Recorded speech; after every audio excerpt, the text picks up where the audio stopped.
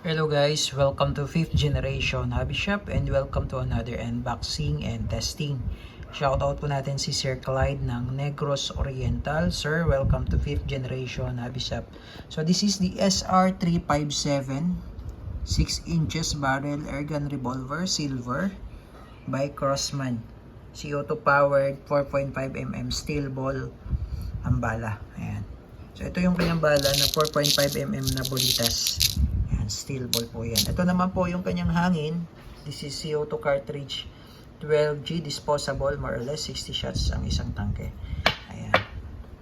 This is full metal caliber 177 or 4.5 SR357 airgun revolver, CO2 powered by Crossman. Adjustable yung sight front, yung sa rear, windage and elevation. Then sa front naman is naka-fix. 6 inches barrel, sukatin natin.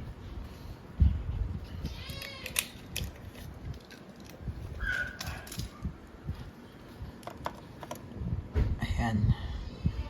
Ayan po. So 6 inches po ang barrel niyan from here.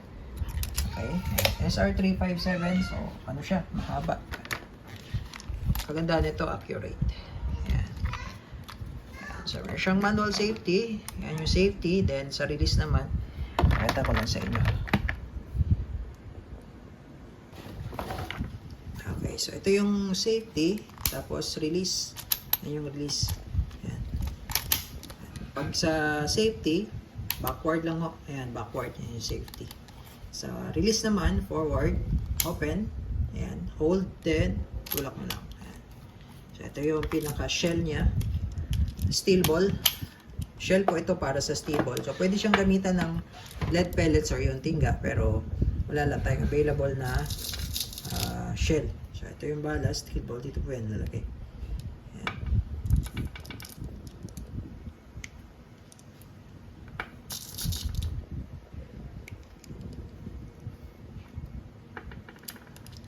Six shots po ito.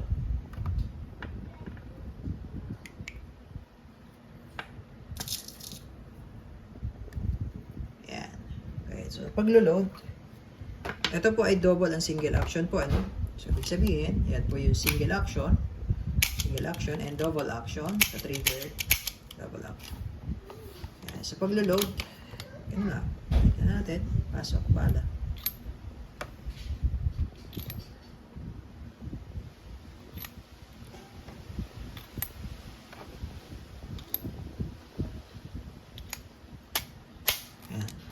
Tapos, ito naman po, dito po ang slot ng CO2.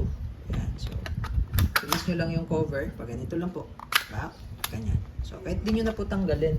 Now, lagyan natin ng silicone oil.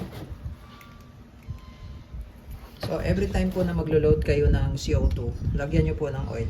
May free silicone oil na po ito. CO2.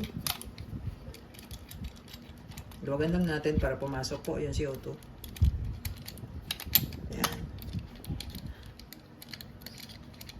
Tapos higpitan na po natin, kailangan medyo mabilis lang po yung pihit. Yan. Kasi pag medyo mabagal po tayo pumihit dyan, punctured na po, mabilis po yung sisingaw po kagad. Kailangan medyo mabilis lang tayong pumihit. Yung tamang higpit lang, balik. Yan. Okay po. So, testingin po natin ito sa lata. So, may nag-request natin, may nag-request po sa atin na i-test daw natin sa lata ng sardinas. Subukan natin kung tatagos ba dito yung bala. Crossman SR357. Okay, testing po. SR357, single action. Firing. Tingnan natin kung tumagos po. Okay, lapitan lang natin.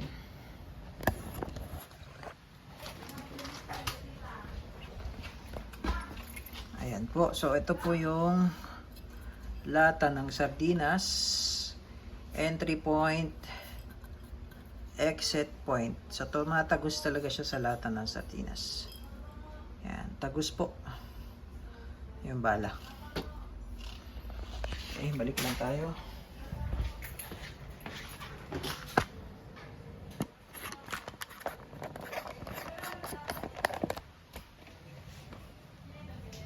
Okay, so sa double action naman, direkta kalapit lang po sa trigger. Okay, firing.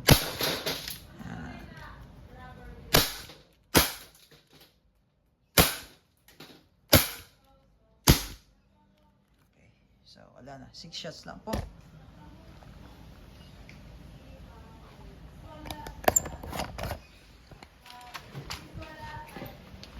Okay, nagtago yung lata. Pero ayan, wasak. Malakas po siya. Talagang tagusan sa lata. 6 shots. SR357. Okay. So again, shout out kay Sir Clyde ng Negros Oriental. SR357 Airgun Revolver Steel Ball.